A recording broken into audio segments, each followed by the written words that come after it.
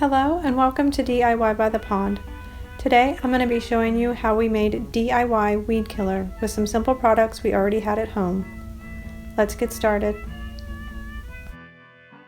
We will be using white vinegar, salt, measuring spoons, a funnel, and an empty spray bottle.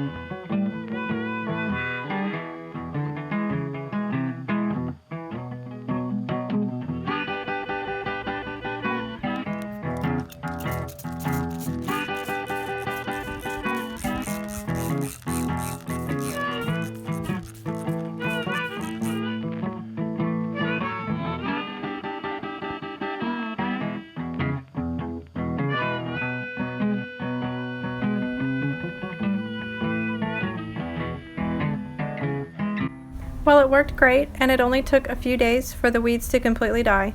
If you try this recipe, let me know how it works for you. And if you'd like to see more of our videos, please subscribe to the channel. Thanks for watching.